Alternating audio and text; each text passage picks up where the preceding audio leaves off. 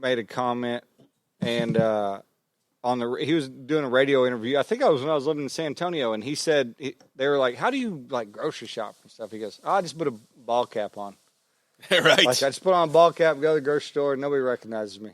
Yeah. And yeah. Well, he's a normal sized guy, but you know, some JJ Watt, 6'6", 280 pound, different ball game there. Muscle of a man or mountain of a man. Yeah. Yeah. Or Mario Williams. Right. Yeah. Talking about Bruce Bullock, and he's like, man, this big old guy came in my office and said he wanted a $1.2 million boat.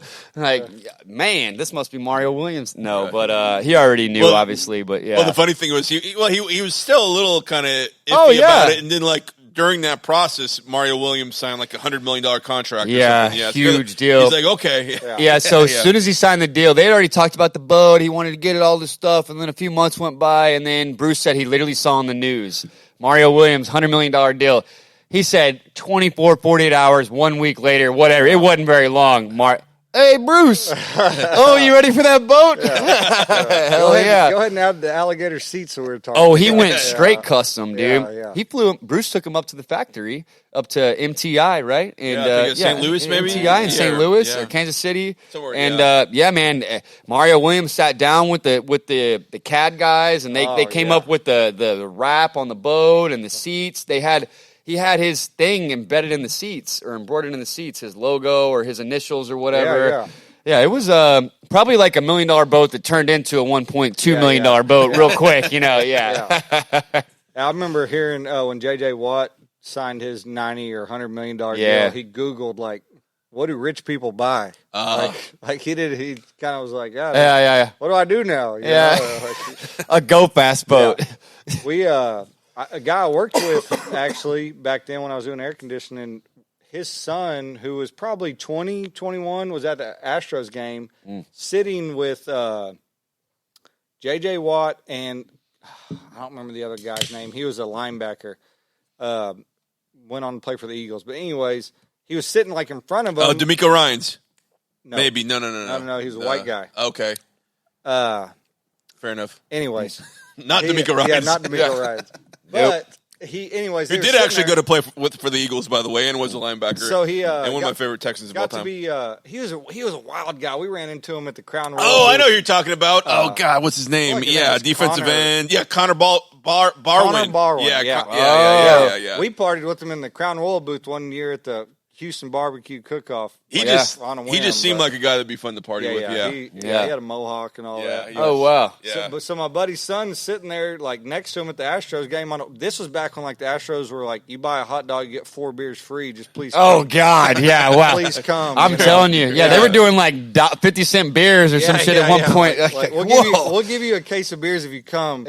And anyways, he like became friends with J.J. Watt and Connor Barwin by sitting next to him, and they all lived over in Pearland back then, and they said they were all just down to earth dude, Oh yeah, if you know them, they're super chill. I mean, you just gotta like get to hang out with them and be in that kind of cool circle where they're comfortable.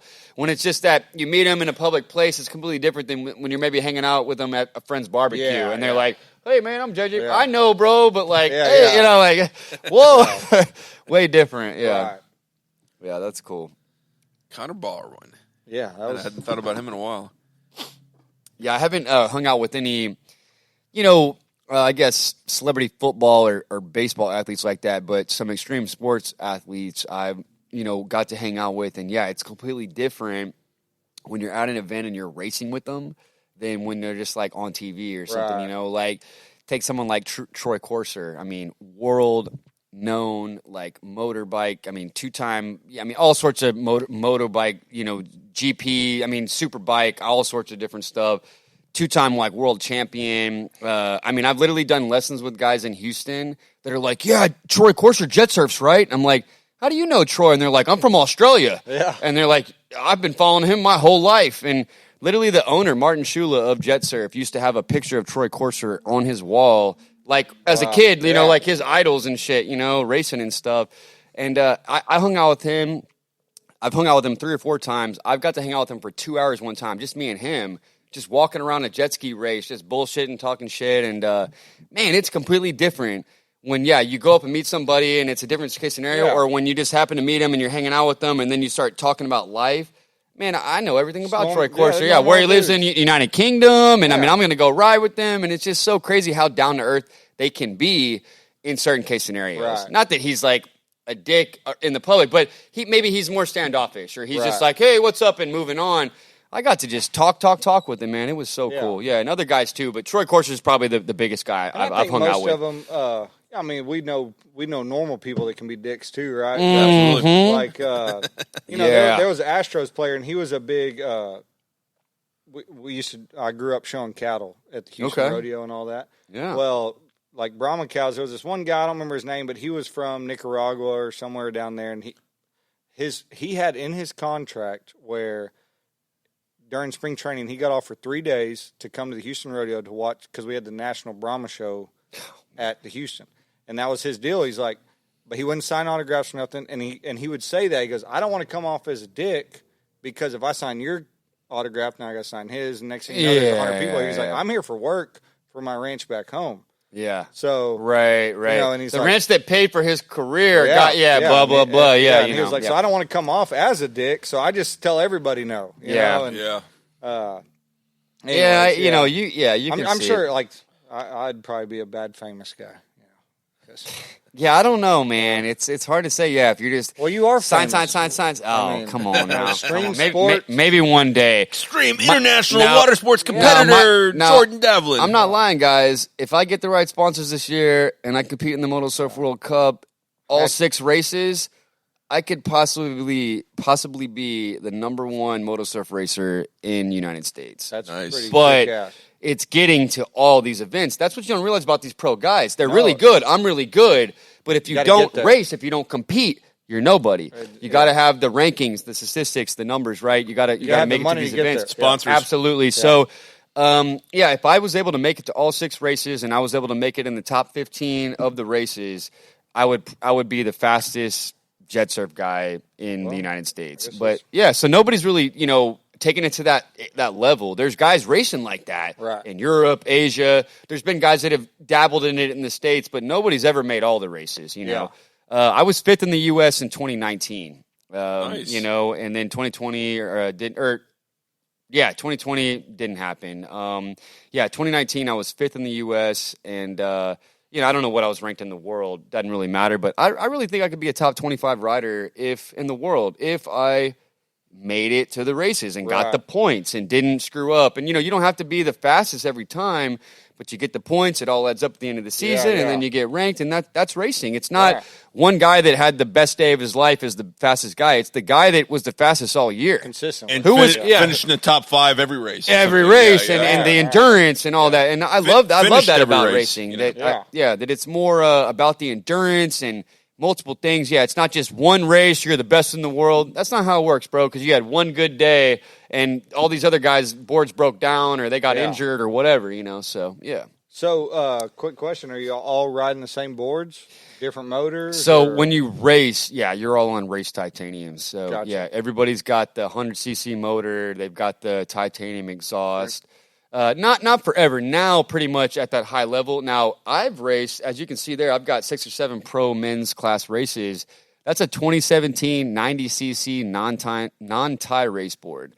And I was able to get to 5th in the U.S. on that board. With a race titanium, you're getting into that upper echelon, that competitive edge. I can't compete against those top 10 guys with that board, but with the board that's the fastest standard board, like in NASCAR, right? It comes down to endurance and all that kind of stuff. And it's a 3-day race. So you got time trials and heats and finals and like all this stuff. So it's the guy that can make it, around the track 6 times, 4 times in a row, and then 3 finals, 8 laps in a row. And then at the end of the weekend on a Sunday, who's still got the juice? Yeah. Because some of these guys they're burnt out, man. You must work out. No, but it's just that racer's mentality, man. You just gotta nut up, man. But pull your skirt up and let your nuts hang. That's right, man. And luckily the girls race too, so they're real good at that. Yeah, but they're impressive to watch, man. I got to say, And my girlfriend, she I think there's a trophy somewhere. Oh, yeah, third place in Orlando right there.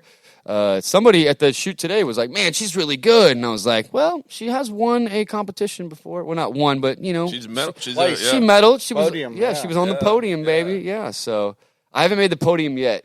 So that is the goal. I'm not famous till I make the podium, baby. Gotcha. Oh, man. Well, what an experience, man. What else you got? I mean, it looks like we're going on a long show right now. Right. Yeah. Well, hey, I'm just excited. You know, like I said, I've been looking for somebody that does, bulkhead repairs and stuff. And now we've been talking to Charlie, who's, Oasis Marine Construction, your premier source for all your dock supplies and accessories. And you work with both homeowners and contractors, right? Yeah. So we do, we can do a lot of jobs with homeowners direct. We're bidding a job right now over at the Endeavor condominiums. Oh, okay. It's like a general contractor. So, I mean, once you kind of start building them, it doesn't matter who calls. Yeah. You just answer the phone and give them a bid. It's all the same. Do you like commercial or residential? I like There's usually more money involved in commercial. Sure. But I more hassle I like too. Dealing with homeowners direct and just kind of going on. I don't get all tied up in. Some guys only like to do big jobs. Yeah. In any construction industry, some guys like to do small jobs. I'm probably more of a small job kind of guy. Okay. But I don't turn nothing away. I'll tell you that. Right. And I think you get more satisfaction from really like turning somebody's dock or pier around and man, I had a vision and you made it happen. Yeah. Man, we needed so many upgrades and this new design and now we got the lift and. So I think that's really cool. You get that kind of satisfaction from the customer. A commercial job, good work. This is going to work out great for us. But, whatever. It's not the same. And I like meeting people. That's how you're going to meet more residential people than, these commercial jobs. So I like to meet new people and get new jobs and things. So I can see how residential would be attractive. Yeah, and we all, once we... like when we do a job with Oasis, you kind of become a family member. Like we're friends on Facebook, and everybody, I like it. All that kind of stuff. Like, yeah, because they last. You might be there for a month, 2 months if somebody's got a big dock.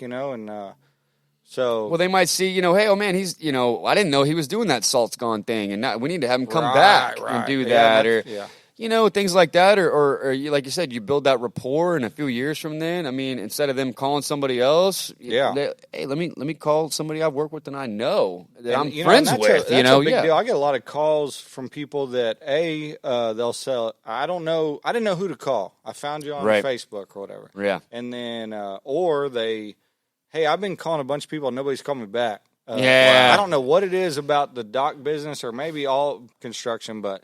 It seems like nobody calls anybody back. Follow-ups are terrible, huh? Yeah, and I'll call you back and tell you I'm too busy. Right, but at least you follow up. But I'll at least I try my best to follow up. I'm a one-man show in the office, and it's hard to follow up when you're a one-man show. I'm in the same boat. I used to have a little help. Now I'm kind of doing it on my own, and I've been keeping up with emails and shit is days. crazy. Yeah. Oh goodness. Yeah, I need somebody that just handles emails, let alone answers my phone. Right. Like, but they'll work for free too. Yeah. That's now hiring for free. I mean, we need interns at Jets RP soon. Yeah. But I do my best, and we try to just make everybody feel comfortable and feel like we're taking care of them because we want. I know how it feels to be a customer, and I want my customers to feel good too. Yeah. So we offer if I put in a boat lift, we do free maintenance for a year, and then we offer the annual maintenance program. We call it the VIP maintenance program, where we'll come out and check all your stuff twice a year, like I was saying earlier, and make sure. Some people don't live around here, so when they show up, from Dallas, Austin, San Antonio, whatever, they come down here and they want to turn the switch, put their boat in the water, and go. Yeah, so I can come by and have it ready for them. And if you don't have a service like this, you will come down and throw your boat in. And, man, this shit doesn't even freaking work. You got to maintain your generators, your boats, your docks, that kind of stuff. Because like you said, when you want to use it or when you need it, it's got to work. And a lot of people, they neglect that, man. Yeah, I get 10 calls every Saturday morning.